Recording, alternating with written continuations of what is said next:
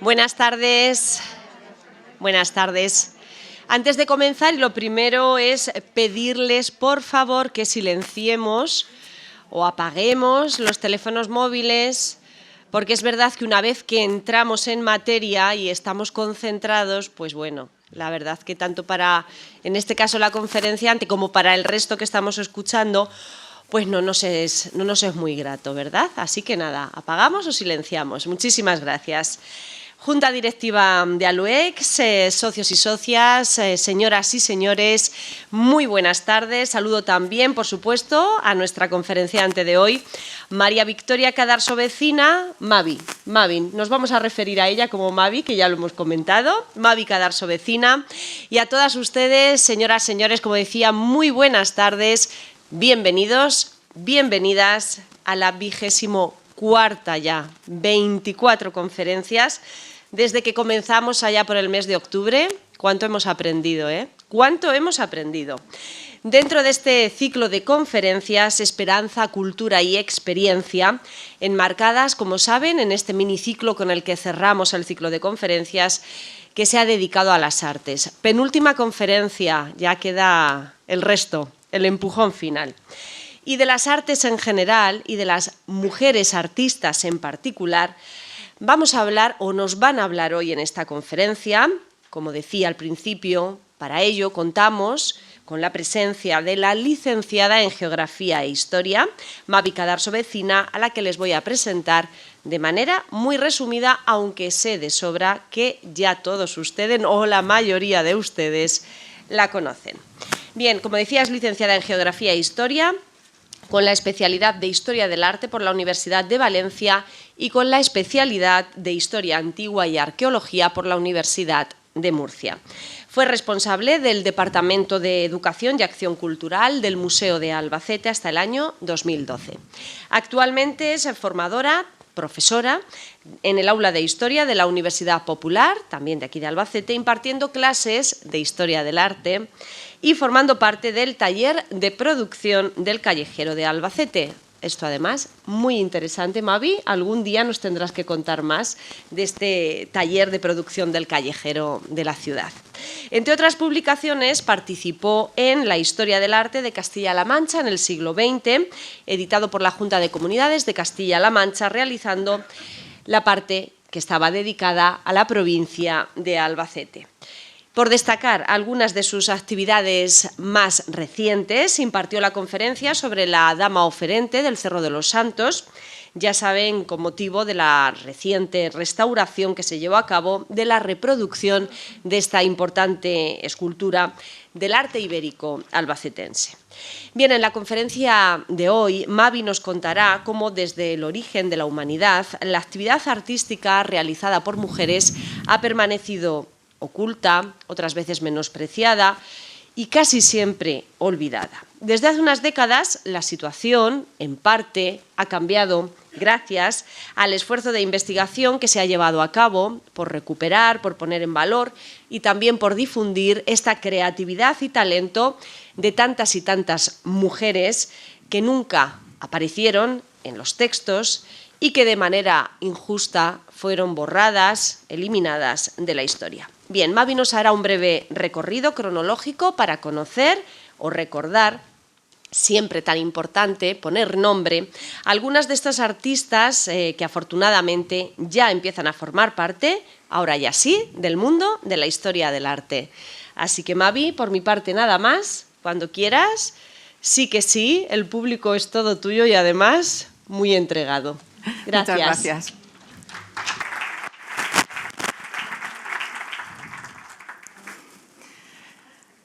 Bueno, en primer lugar, agradeceros que hayáis venido esta tarde. Veo muchísimas caras conocidas, gente de mis clases, alumnos y exalumnos, mi familia, amigos, vecinos. Veo como si estuviera en familia, ¿no? Entonces, espero que pasemos un rato agradable porque voy a contar, creo que una serie de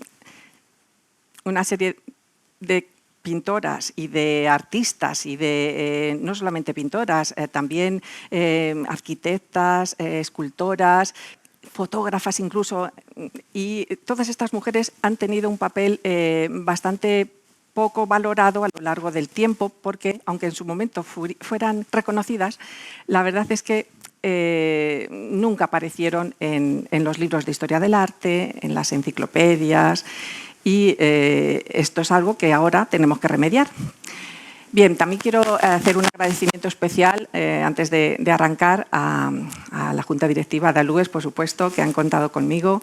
También a mis compañeras que han tenido la paciencia de escuchar mis ensayos, Silvia Molina Pantiga, Conchi Cuevas Javani, Diego Gómez Sánchez y a Rosa Romero de Bibliotecas, que se ha jubilado hace poco y que me prestó libros que me hacían falta para poder preparar esta presentación. Y bueno, lo primero también que quiero decir es que lo ideal para mí y para todos sería no tener que dar esta conferencia, no tener que dar una charla que hablara exclusivamente de mujeres artistas, porque eso significaría que ya están todas recogidas en el lugar que les corresponde, ¿no? en esos capítulos de la historia del arte que durante cientos de años están funcionando. Entonces, bueno, ya llevamos décadas, como ha comentado María José en la presentación, de certeras investigaciones y publicaciones que nos permiten conocer estas grandes maestras y estos genios femeninos que nos ponen al tanto de esa otra mitad de la historia del arte que nunca nos contaron. Y existen estudios que sacan a relucir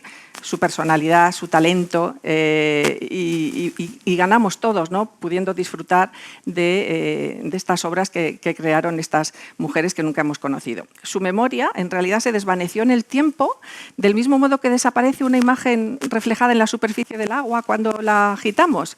No importa el prestigio o el reconocimiento que hubieran alcanzado en vida, porque muchas de ellas en su momento tuvieron un verdadero reconocimiento por sus contemporáneos, pero después terminaron olvidadas, ¿no? Y esta es la gran pena. Entonces, bueno, ahí estáis viendo en la portada inicial que lleva todo el rato el detalle de un retrato hecho por una pintora francesa que me encanta del siglo XIX, y luego cuando lleguemos al siglo XIX, porque claro, voy a ir por orden desde lo más antiguo hasta el siglo XX y XXI, porque claro, al final también voy a mencionar alguna pintora que está en activo en la actualidad y que merece la pena recordar. Pero también quiero que tengáis en cuenta que me ha sido imposible meter a todas las artistas que me hubiera gustado, porque en un ratito, en una tarde, no se pueden recoger. Hay tantísimas que conocemos y me ha costado también bastante seleccionar, ¿no? Porque, ay, ¿cómo me voy a dejar a esta pintora? ¿Cómo me voy a dejar a aquella escultora? Me resultaba muy complicado. Pero bueno, en total creo que he recogido unas 38, pero hay miles, ya hay miles de artistas documentadas y registradas. Me estoy refiriendo de toda la historia del arte. Y bueno, pues yo me voy a centrar pues, en un puñado de ellas, ¿no? Bueno, y también quería dedicar esta conferencia a Laura Díaz Capilla, que es una mujer valiente, como todas las mujeres de las que os voy a hablar, y que está recién operada de un cáncer de mama, que es una enfermedad a la que nos enfrentamos cada día millones de mujeres. Va por Laura. Bien, aquí tenéis cómo voy a clasificar la charla de esta tarde. En primer lugar, os voy a hablar del papel de la mujer en el arte y de algunas publicaciones que me han gustado mucho y que me han parecido muy interesantes, que ya recogen la historia, la biografía y la trayectoria de muchas de ellas. Después seguiremos con las artistas antiguas y medievales. A continuación, las correspondientes a la Edad Media, a la Edad Moderna, y finalmente las contemporáneas. Y ahí os hablaré pues, de artistas del siglo XIX, del siglo XX y, como ya os he comentado, pues algunas que todavía siguen en activo a día de hoy en el siglo XXI. Y mirad esta frase, una frase que aparece en muchos foros, ¿no? Os aseguro que alguien se acordará de nosotras en el futuro. ¿Y quién dijo esto? Pues lo dijo una tal Safo, aunque tenga un nombre muy raro, es que era una poetisa que vivió entre el siglo VII y el siglo VI antes de Cristo. Y a sus compañeras poetas les decía, no os preocupéis, en algún momento alguien se acordará. Bueno, han pasado 3000 años y por fin parece que esto está sucediendo, ¿no? Y se hace realidad, pero claro, durante todo ese tiempo, numerosas generaciones de mujeres han pasado sin pena ni gloria viviendo y creando de manera invisible en un mundo pues, esencialmente patriarcal, ¿no?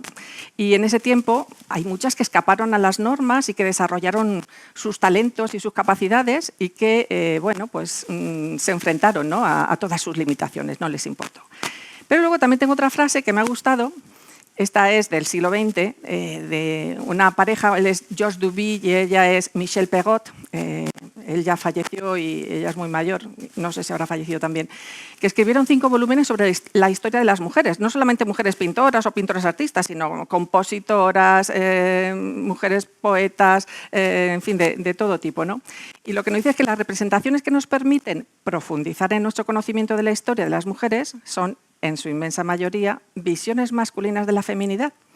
Y claro, pues esto lo que nos viene a decir es que en realidad la causa de ese soterramiento del arte femenino en la historiografía, bueno, pues está relacionado con que esa historia originalmente fue escrita por los hombres y lo hicieron muy bien. Por supuesto que sí. Lo que pasa es que se dejaron una parte.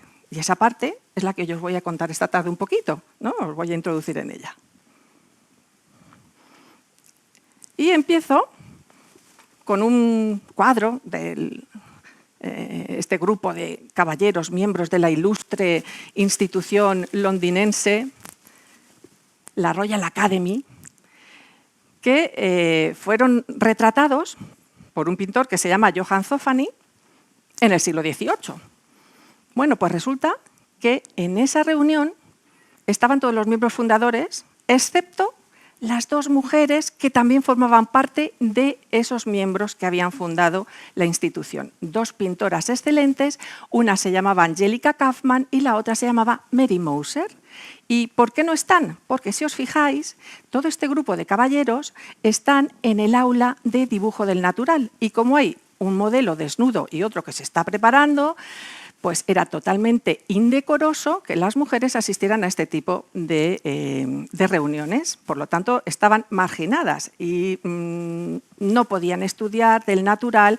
Claro, eso supone también un hándicap a la hora de dedicarte al arte. Si no tienes las mismas posibilidades de formación que tus compañeros masculinos. Bueno, ¿cómo lo soluciona el pintor? Porque Johann Zoffany dijo, vamos, es que las 2 señoras son también miembros de la fundación, ¿no?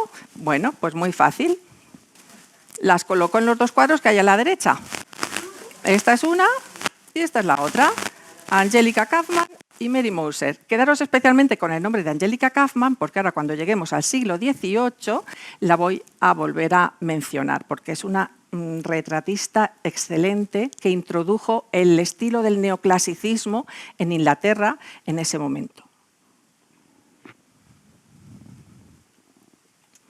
Pero unos años más tarde, otro pintor, no mucho tiempo después, volvió a retratar a todos los miembros de la academia de esta ilustre institución. Y ya parece que estaba feo, ¿no? Porque ahora no es el aula del dibujo del natural con los señores desnudos. Lo que tenemos es una escultura preciosa, un conjunto escultórico de la antigüedad, el mundo helenístico, que es el Laoconte y sus hijos, y lo que hizo fue colocarlas detrás del sillón del presidente. Ahí. Entonces están presentes pero un poquito escondidas, ¿no? Bueno, simplemente como curiosidad deciros que en el siglo XVIII, cuando encontraron cuando copiaban esta escultura para practicar, bueno, la habían restaurado porque la escultura había aparecido en el siglo XVI. Fue Miguel Ángel Buonarroti, el famoso Miguel Ángel, el que bajo el mandato de Julio II, el Papa, tuvo que ir a identificar la estatua que estaba enterrada en las afueras de Roma y bueno, pues él corroboró que efectivamente se trataba de un grupo escultórico maravilloso que había descrito un historiador romano en la antigüedad que se llama Plinio el Viejo y en la descripción que hacía era exactamente ese conjunto escultórico. Pero claro, como le faltaba un brazo, dijeron, bueno, pues se lo ponemos. Y Miguel Ángel dijo, no, así no es el brazo. Ese brazo va flexionado, pero no le hicieron caso. Y mirad, cuando apareció el brazo después de muchísimo tiempo, mirad cómo era. Miguel Ángel tenía razón. Todo esto lo digo por algo, porque Plinio el Viejo hizo esa descripción de la escultura y no se sabía si realmente existía o no, hasta que en el siglo XVI apareció. Por tanto, Plinio tenía razón. Y Plinio también habla de mujeres pintoras de la antigüedad. Por lo tanto, si tenía razón con la escultura, es muy probable que también tuviera razón con la existencia de una serie de pintoras de cuya obra no nos ha llegado nada a la actualidad. Hombre, no nos ha llegado nada de ellas y de otros muchos pintores tampoco, que él recogía, ¿no?, en sus descripciones. Pero era simplemente la curiosidad, ¿no?, el tema de la restauración. Y ahora veis, hay un montón de nombres y una línea que los separa. ¿Por qué? Porque todos los nombres que tenéis en la parte de arriba son historiadoras, historiadores que han publicado libros dedicados a las mujeres artistas. Y debajo de la línea son también historiadores, historiadoras, sobre todo gente que trabaja a través de las redes sociales. Es decir, que bien son blogueros o youtubers que difunden la historia del arte protagonizada por mujeres a través de esos medios digitales más actuales. Quería resaltar la figura de María Jimeno y Concha Mayordomo porque son artistas actualmente, pero además de ser ellas artistas visuales, artistas plásticas, como las queramos llamar, también están muy preocupadas por recoger y dar a conocer a todas esas mujeres que a lo largo de los años y del tiempo y de los siglos han permanecido en la oscuridad, ¿no?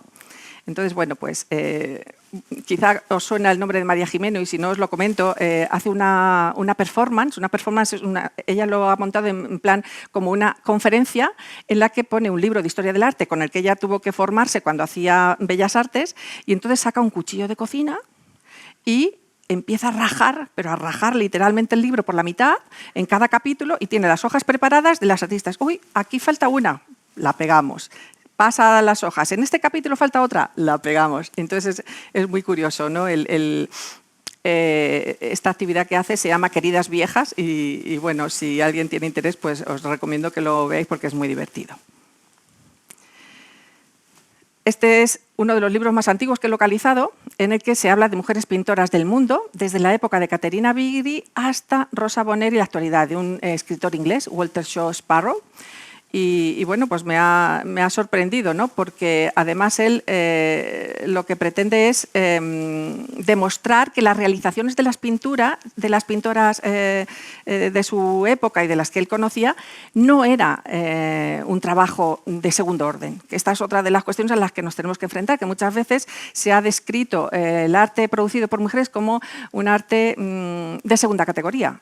Y no es cierto, ¿eh? Cuando terminemos esta tarde vais a salir convencidos y convencidas de que no es así, de que efectivamente hay grandes genios y grandes creadoras. Más libros interesantes, los voy a poner 4 o 5, ¿no?, que me han parecido. Este es uno de los primeros porque estas dos historiadoras del arte, Rosika Parker y Griselda Pollock, nos ofrecen, bueno, pues, una manera de ampliar e incluir en el arte todas esas mujeres que nunca fueron mencionadas. Por su parte, Whitney Chadwick también hace un estudio muy interesante diciendo que no son excepciones a la regla, sino que trascendieron su sexo para producir grandes obras de arte. O en el caso de España, seguro que os suena Ángeles Caso, que era la periodista que estaba en los telediarios, es historiadora del arte también y bueno, ya lleva varias publicaciones, no solamente sobre mujeres artistas, sino de otro tipo, también ha publicado novelas, pero este es uno de los primeros, Las Olvidadas, que publicó en 2005. Otro es este de autorretratos de pintoras, que es muy bonito, que por cierto este es el libro que me consiguió una de mis alumnas, Joani, que se lo agradezco mucho que está por aquí. Y ahí tenéis el último, en el 2017, Grandes Maestras. Es decir, muchas de estas pintoras de las que os voy a hablar ya no solamente es que fueran grandes pintoras, es que encima crearon su propio taller y enseñaban a otras, ¿no?, o incluso a hombres también, ¿no?, a jóvenes pintores, aprendices. Y el último que he adquirido, que este ha sido publicado en el 2020, de Flavia Frigeri, una historiadora italiana, que en un formato así de bolsillo pequeñito, pues recoge imágenes, que es lo que siempre interesa, ¿no?, poder leer, pero también visualizar las obras de las mujeres artistas. Y es un excelente estudio que está dedicado a pintoras y bueno, artistas internacionales decisivas, ¿no? Bien, y también tengo el libro de un historiador sevillano, el Manuel Jesús Roldán, que publica el libro titulado Historia del arte con nombre de mujer. Ya el título es muy poético, ¿no? Y es también del 2020. Bueno, pues más o menos es un poco lo que más me ha gustado de lo que he ido consultando. Y bueno, ya empezamos con las artistas antiguas y medievales. Tenemos una miniatura que estáis viendo en la pantalla en la que aparece una mujer viéndose en un espejo y al mismo tiempo autorretratándose. Está frente a un caballete y bueno, pues es una miniatura medieval del Decamerón, de Boccaccio, nada menos, de época medieval. Y a pesar de que se ilustró con estas imágenes de mujeres que están pintando, pues él decía que el arte es ajeno al espíritu de las mujeres. Pues esas cosas solo pueden realizarse con mucho talento, cualidad casi siempre rara en ellas. ¿Qué os parece este Boccaccio, por favor? Pero para que os hagáis una idea de la mentalidad que ha ido arrastrando el género femenino a lo largo de las centurias. Por eso el resultado es esa visión androcéntrica del arte que ha borrado a muchas pioneras que merecen un lugar destacado en nuestra cultura artística, y eso es lo que yo voy a intentar esta tarde, que las conozcamos un poquito más y que las valoremos. La primera de las imágenes que os estoy enseñando es un cuadro relativamente moderno, es del siglo XVIII. Pero es que hace referencia a Plinio el Viejo otra vez, porque según este historiador de la antigüedad, la pintura la inventó una mujer. Es una leyenda, era una tradición que él recogía de textos más antiguos. Y la leyenda es preciosa porque era una joven que se llamaba Core, una joven corintia que estaba locamente enamorada de otro joven que se iba a ir a la guerra. Y entonces, cuando quedó dormido, con la luz de una vela, lo que hizo fue marcar con un carboncillo la silueta que quedaba marcada en la pared. Su padre, que era escultor, emocionado, pensó en darle volumen a esa imagen y lo que hizo fue rellenarlo con arcilla, y entonces también tenemos la invención de la escultura. Cora inventó la pintura y Butades, que era su padre, inventó la escultura. No lo digo yo, lo dice Plinio.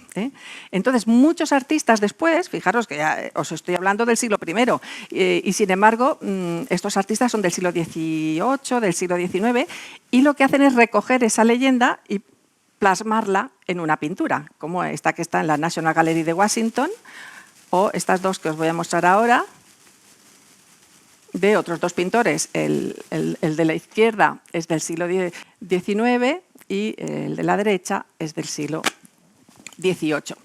Bien, y ahora os voy a poner los nombres de unas artistas griegas y romanas que tienen, bueno, el nombre es bastante raro, que recoge Plinio y que en su época debieron ser muy conocidas, pero de las que yo os comentaba al principio que no nos ha llegado obra.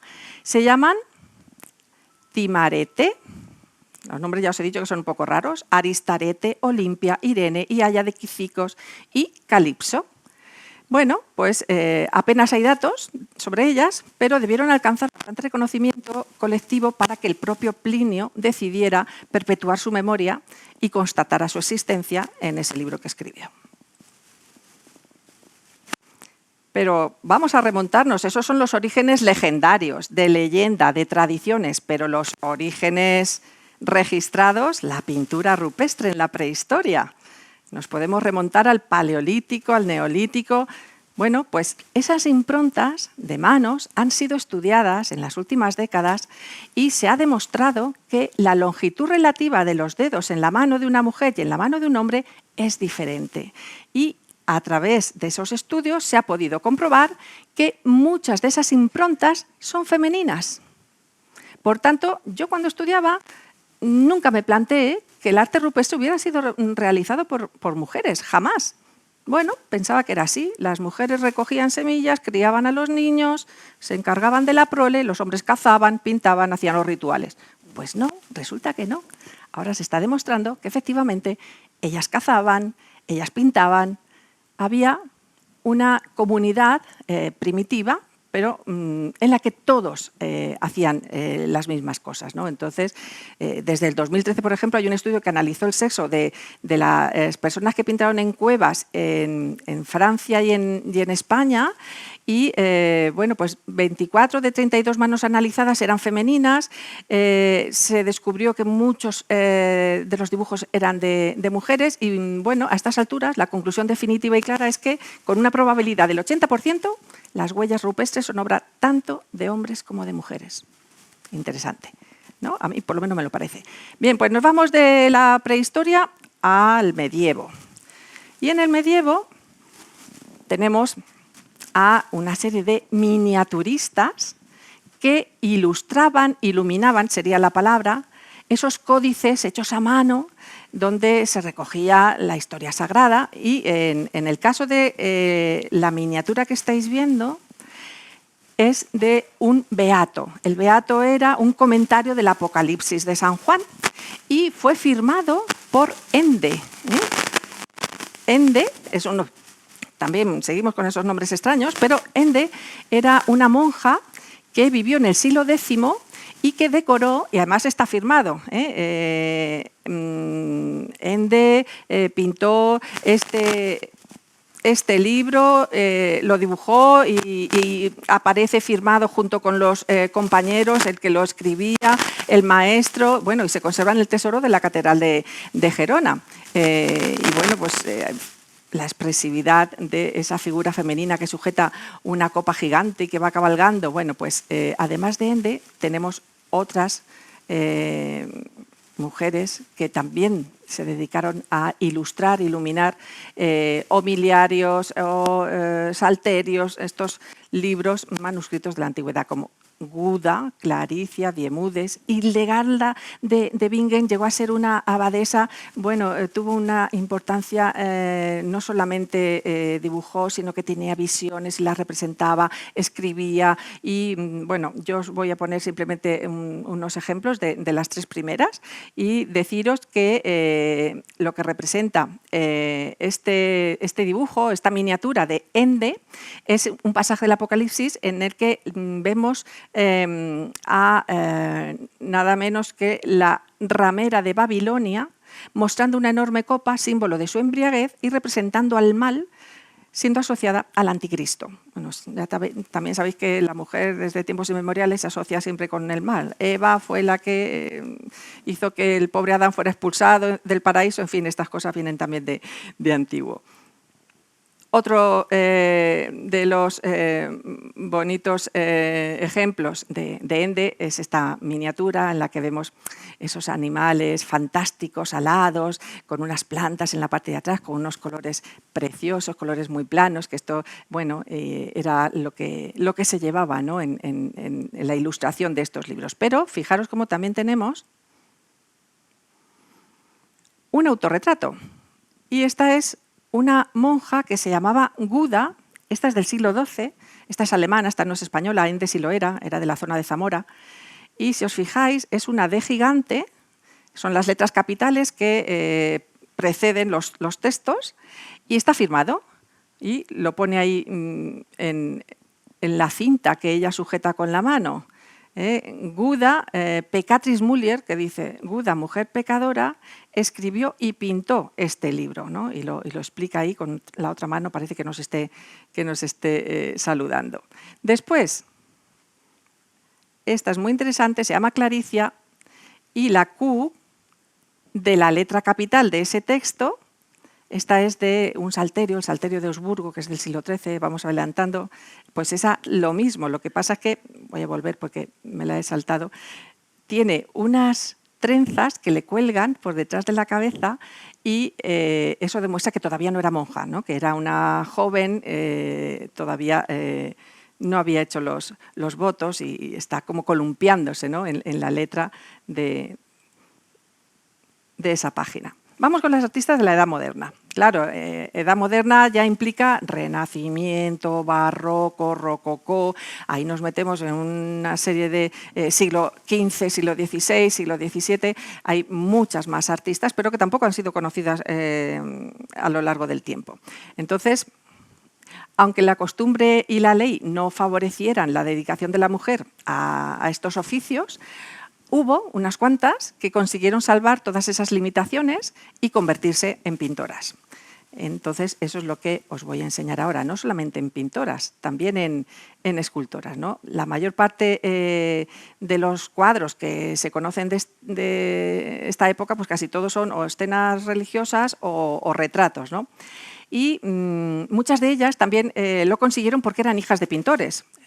Lavinia Fontana, Fe de Galicia, Isabel Sánchez Coelho, Lavinia Terlin, en fin, unas cuantas que luego iremos viendo. Entonces, todos sabemos que el Renacimiento italiano es uno de los movimientos artísticos más influyentes de todo el arte occidental, pero cuando pensamos en el Renacimiento siempre nos viene a la cabeza Leonardo, Miguel Ángel, el gran Rafael. Sin embargo, hubo muchas pintoras y dejaron una huella importante. Por ejemplo, una tal Propercia de Rossi, que fue escultora en Bolonia, o la pintora Plautilla Nelli, que trabajaba en su convento en la ciudad de Florencia y que fue la única en hacer una última cena. Ya sabemos la última cena de Leonardo, bueno, pues esta fue capaz de hacer una última cena en su convento de 7 metros por 3 metros y bueno, ahora os lo voy a enseñar. Primero, la escultora, una escultora extraordinaria, que llegó a tener encargos de la propia Catedral de Bolonia y este relieve se conserva en el Museo de San Petronio de esta ciudad, junto con otros, ¿no? Y en ese relieve tú ves un relieve de otro artista renacentista y no encuentras ningún tipo de diferencia en cuanto a calidad, en cuanto a composición, en cuanto a tratamiento del volumen, de los paños, los plegados. Bueno, es una... Y además, si os fijáis, tengo una imagen grabada porque fue recogida por Giorgio Vasari, el único historiador del arte del siglo XVI que menciona a algunas artistas. Sobre todo recoge hombres, pero también a Propercia de Rossi y a Plautilla Nelli, que es a la que vamos a ver a continuación, que es la que os digo que pintó esa enorme última cena de 7 metros por 3 metros de altura, que ha tenido que estar restaurándose durante 4 años. Voy a poneros un ejemplo un poco más ampliado para que veáis las figuras.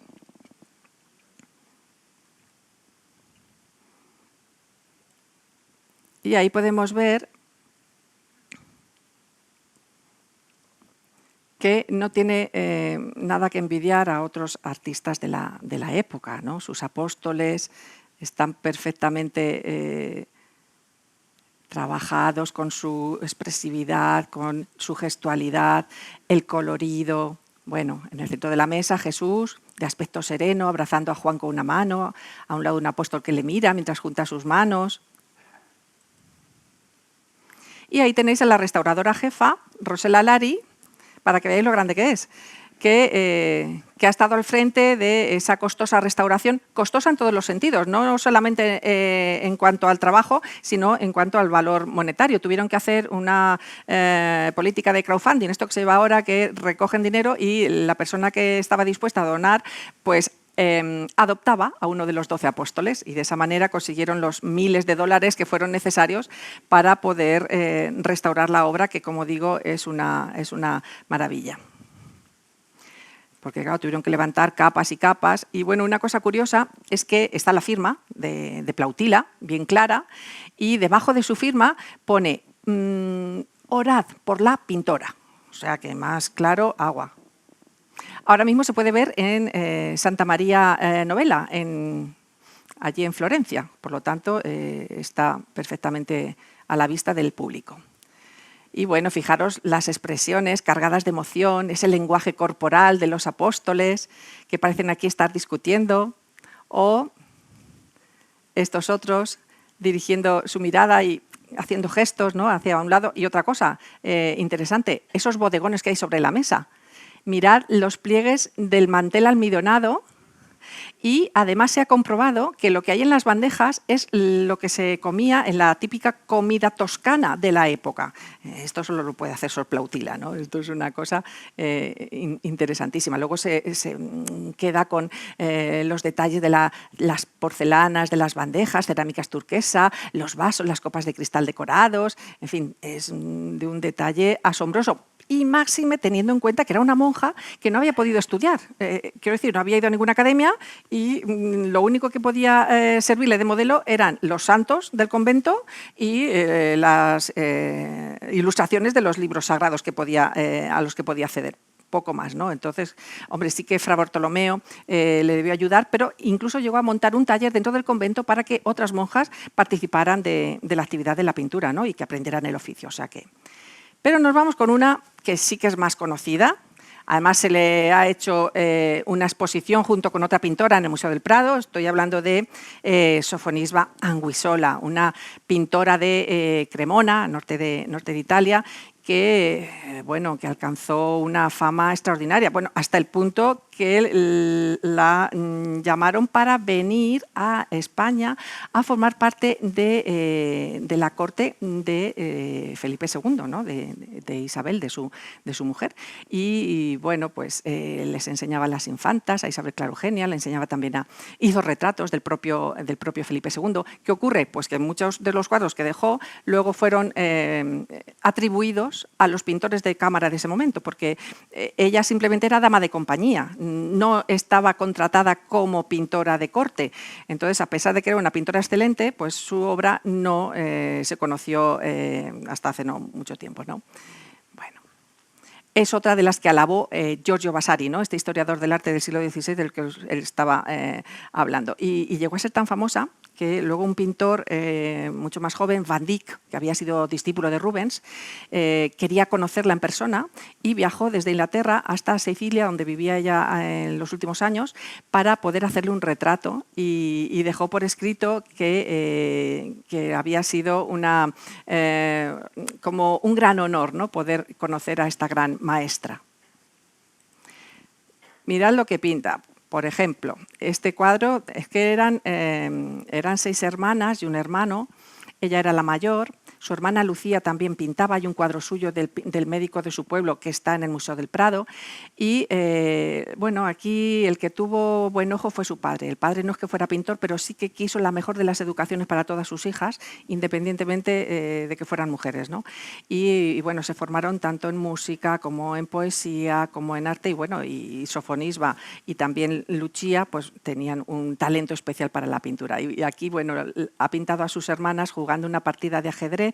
Nos está mostrando pues ese intelecto, ¿no? Esa inteligencia que es necesaria para este juego, y además las pone en un paisaje precioso. El aya las está vigilando, ellas van vestidas elegantísimas con trajes muy caros. El tapete sobre el que apoyan el mantel también es muy, muy elegante, ¿no? Y es una de las características de esta pintora, que es muy detallista, y esa manera de tratar sus cuadros luego otras pintoras lo van a adaptar también. Como por ejemplo la siguiente en la que os voy a hablar, que es Lavinia Fontana.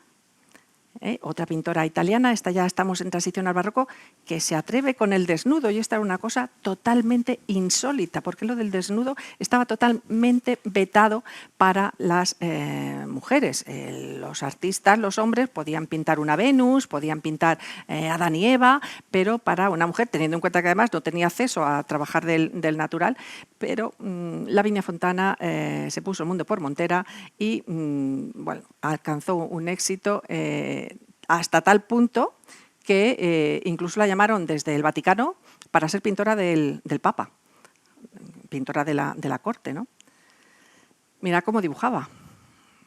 Solamente este retrato de esta cabeza de un joven ya nos habla de la calidad artística, ¿no? de esta pintora. Es una obra que se conserva en la Galería Borghese de Roma.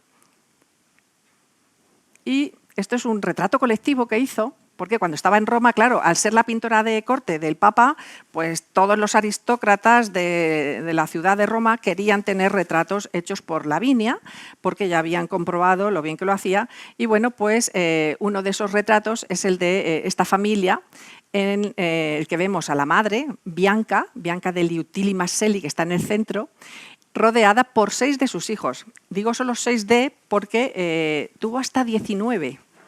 Está constatado que tuvo hasta 19 hijos y en el 19º parto falleció, pobrecita, con 37 años, claro, es que... Pero fijaros qué curioso, porque Lavinia la representa mirando de frente, solemne, seria, con un traje elegantísimo, con un collar de vueltas, sujetando un perrito, y ella está abrazando a su única hija, porque todos los demás son niños. Y además, aunque no se vea en la imagen, encima de la cabeza de la niña pone Virginia, su nombre. Y arriba del todo, a la izquierda, hay una leyenda donde dice quiénes son. Además, es un cuadro que no está en una colección pública, ha debido ir generación tras generación porque sigue en manos privadas. Entonces, bueno, lo interesante que los ha pintado con esos vestidos, imaginaros ese bordado, esos tejidos, esos encajes que llevan, y luego cada uno lleva algún objeto, ¿no? Este mayor lleva un pajarito cogido con una cadena, el mayor de arriba. El pequeñito, que está aquí a la derecha, que tiene la cara más regordeta, por supuesto, como está tan gordete, es que le gustan mucho los dulces y tiene una bandejita llena de frutas confitadas, en fin. La niña está cogiéndole la patita al perrito y al mismo tiempo agarra el dedo de su madre. Se piensa, bueno, por lo menos los historiadores piensan que es un cuadro que se dedicó a la niña y por eso es la única que tiene el nombre sobre su cabeza. Y luego tenemos, fijaros la composición, ¿no? En el centro la madre y a un lado una forma triangular y al otro otra, pero con los 3 niños. Este lleva el niño de la derecha lleva una pluma y un tintero. En la parte de abajo colgado se ve un poquito y el de arriba nos está mostrando un medallón con un retrato. ¿Por qué? Porque tenían la costumbre de poner a los niños un elemento que supuestamente iba a formar parte de su profesión en el futuro, ¿no? Entonces, pues el niño que lleva el tintero y la pluma porque va a ser escritor, excepto el que está mirándole, que no lleva nada, pero tiene las manos escondidas detrás de la espalda de la madre, que no sabemos qué es lo que estará haciendo. Pero bueno, lo interesante, el detallismo que ha heredado en cierto modo de la obra de Sofonisba, ¿no? Lavinia llegó a conocer a Sofonisba, o por lo menos tenía noticias de ellas, y bueno, pues aprovecha esa forma de pintar también. Pero también se autorretrató, igual que Sofonisba. Lo que pasa es que a Sofonisba la hemos visto autorretratada con una paleta y pintando un cuadro religioso, que eso no era muy habitual, y a ella la vemos tocando un instrumento musical, ¿no? Demostrando esa categoría que tiene como intelectual, que ha sido educada en varios ámbitos, ¿no? De las artes, no solamente en la pintura, pero por supuesto no se olvida la pintura. Si os fijáis al fondo, tenemos un caballete delante de la ventana y, por supuesto, su doncella con el libro abierto, con las partituras, para que ella pueda interpretar. Y nos está mirando de frente, elegantísima también, demostrando, ¿no? Legitimando, ¿no? Su posición como gran maestra. Y otra de las artistas que también trabaja en esta época, y estamos ya hacia el barroco, es una bodegonista, la única bodegonista italiana, que se llama Fede Galizia. Esta era milanesa y este es un bodegón que pinta en 1610 y bueno, la considera la pionera de este género. Su padre también era pintor de miniaturas, como las miniaturas que hemos visto al principio, pero ya del siglo XVII. Y bueno, pues con él aprendió el oficio y desde luego lo aprendió estupendamente. Mirad este otro bodegón con las cerezas, con esa mariposita, que es una maravilla, pero no solamente hizo bodegón. Fijaros el tema de Judith y Holofernes, del que voy a tratar ahora. Judith ya ha decapitado a Holofernes y la criada en la bandeja lleva esa enorme cabeza y además se pone el dedo en la boca como diciendo, no hagamos ruido que se va a liar aquí. Bueno, os voy a poner el detalle ampliado solamente de ese trozo del vestido y vais a ver también que la firma de la artista está en la hoja del sable con el que ha seccionado la cabeza de Holofernes, ¿no? Les gustaba mucho en esta época, no solamente ellas, también ellos pintaban esas heroínas bíblicas, eso les gustaba mucho, estaba muy de moda. Bien, pues ahí tenéis el detalle ampliado. Aquí hay oficio. Nadie puede decir esta es una pintora que no sabe o que es de segunda. No, es una pintora buenísima. Ahí se ve perfectamente la firma con la fecha, Fede Galitius. En fin. Pero no podemos dejar de acordarnos de Artemisia Gentileschi. Su padre era Horacio Gentileschi, tenía un taller muy importante, Horacio, y trabajó con él durante un tiempo, le ayudaba en los encargos más importantes. Y bueno, desgraciadamente se la conoce más porque el padre, en su ansia, en su afán de que la hija tuviera la mejor de las formaciones posibles, aparte de haber aprendido con él, decidió que fuera a aprender con uno de sus amigos pintores. Pero el amigo pintor resultó ser un violador sinvergüenza y a la pobre luego la sometieron a un juicio, porque está documentado ese juicio al que la sometieron para demostrar que efectivamente había sido violada. Y bueno, ya os digo que se conoce más por eso que quizá por la importancia de su obra, que mirad cómo pinta, por ejemplo, ese tema de Judith. Aquí ya no es cuando le ha cortado la cabeza, es el instante preciso, ¿no? Y vemos esa mano poderosa que está apretando la espada y cómo al seccionar el cuello la sangre forma una parábola.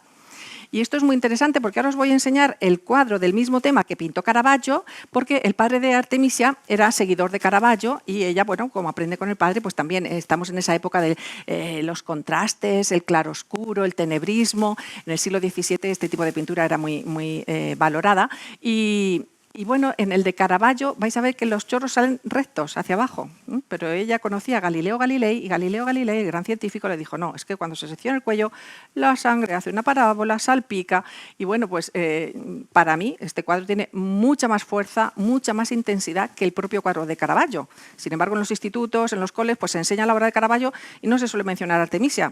A lo mejor ahora ya empiezan, pero quiero decir que muchas veces habría que añadir a todas estas pintoras que enriquecen muchísimo, ¿no?, la historia del arte. Ahí estáis viendo los dos. Es un cuadro precioso, el de Caravaggio, obviamente, pero si os fijáis, esa Judith es que es muy poco verídica, ¿no? Está ahí como apartándose con una blusa blanca que no lleva ni una mancha de sangre y luego la criada está asombrada ahí sujetando el trapito, pero aquí la otra le está ayudando a sujetarlo. Quiero decir, vamos a ver, entre uno y otro... Por muy Caravaggio que sea, por favor, Artemisia, pero es que va más allá, porque no se conforma con mostrarnos esta escena del instante preciso en el que se produce esa decapitación, sino que nos pone a las dos mujeres, tanto su criada como ella, en ese precioso contraste de oscuridad a la luz de esa vela, atentas con esa tensión, es que se nota en los cuerpos, se nota en sus gestos la tensión de a ver si vienen los soldados y nos van a pillar después de haber cometido. O aquí otra de las escenas que iría también a continuación, ¿no? Cuando ya se están escapando, pero están vigilantes por sí, ella empuñando la espada que la tiene apoyada sobre el hombro y la criada que se gira. Y luego, pues todo esto es mucho, no sé, una manera de componer, fijaros la luz, cómo impacta en el escote de Judith, cómo tiene aquí el color mortecino, esa cabeza medio verdosa, ¿no?, en la cesta, las manchas de sangre en la tela que sujeta la doncella. Entonces, bueno, podemos decir que este cuadro se coloca entre las mejores obras de la pintora. Es soberbia esa tensión del rostro de Judith, marcada por esa mirada preocupada, vuelta hacia la salida de la tienda y de un mechón de cabellos que se escapan de ese peinado tan sofisticado que lleva, ¿no? Bueno, Artemisia es una pintora excelente. Pero, además de estas escenas bíblicas, pues también tenemos en el siglo XVII, en el barroco, una pintora de bodegones que fue la primera a la que el Museo del Prado le ha dedicado una exposición. O sea, la primera mujer. Nunca se había hecho una exposición en el Prado a una mujer. Clara Peters. Esa exposición fue a finales del 16 y comienzos del 2017. Hasta ese momento jamás se había hecho una exposición en el Prado, como digo. Y bueno, quizá lo más curioso, aparte de que hace unos bodegones excelentes, lo más curioso es la manera que tiene de autorretratarse medio escondida en los reflejos que hay en los objetos, ¿no? Si observamos esa jarrita de la derecha, se ven unos reflejos como de una ventana y ahí está ella pintada, su cabecita, pero es que en este otro bodegón, fijaros esas aceitunas, si dan gusto, ese brillo parece que las puedes coger, ¿no? El reflejo de ese pan en la bandeja de plata en la que está apoyada, y observad también el cuchillo, porque es que estos cuchillos se llevaban a los banquetes. Era frecuente que cuando te invitaban a una cena, a una comida, cada comensal llevara su propio cuchillo, y no eran cuchillos corrientes, un cuchillo con un mango de plata decorado y precioso. Ahora lo vais a ver más de cerca, con su firma, por supuesto, Clara Peters, para que no haya ninguna duda. Y en este cuadro volvemos a verla a ella reflejada en el brillo del recipiente dorado metálico. Fijaros la calidad en los detalles de todos los objetos que forman ese bodegón, que es algo extraordinario. Vemos otro más. Otra vez, ¿os fijáis cómo está retratada en la parte de arriba? Es el detalle que os he puesto es el de esta jarra que está aquí. Y ahí de nuevo tenemos ese mismo cuchillo con la firma de la autora. Otra pintora excelente, si Clara Peters es flamenca, Judith Leyster es holandesa, de la época de Rembrandt, de Frans Hals.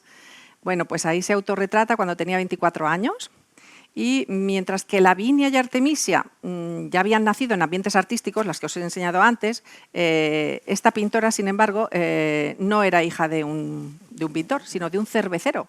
Y la pintura pues, se le presentó como una necesidad, ¿no?, para sobrellevar las cargas familiares, ¿no?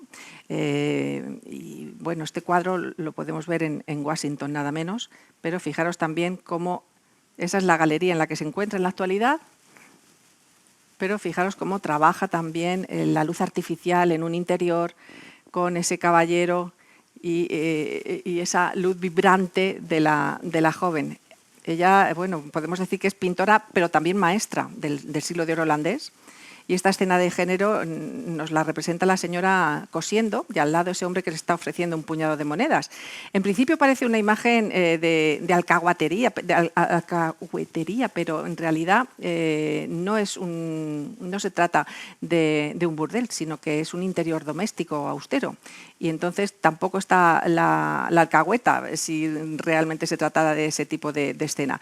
Entonces vemos que la joven viste con sencillez, no lleva joyas ni telas lujosas, a diferencia de lo que hemos visto en otros retratos anteriores, y se ha estimado que podría estar ofreciéndole dinero como forma de propuesta matrimonial, más que como una forma de prostitución.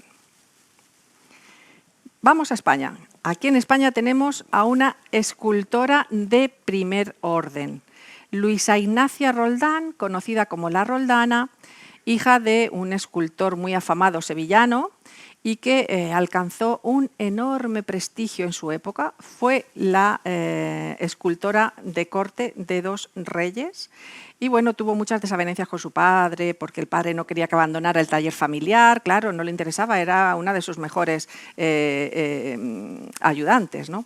Fijaros este conjunto del Santo Entierro que realizó en 1701, y esta es la obra que presentó a Felipe V tras su ascenso al trono español, y poco después ella volvería a ser nombrada escultora de cámara, y ya lo había sido de Carlos II, ¿no? Es una obra que está en el Metropolitan de Nueva York. Os voy a poner algunos detalles ampliados para que veáis la calidad de la escultora.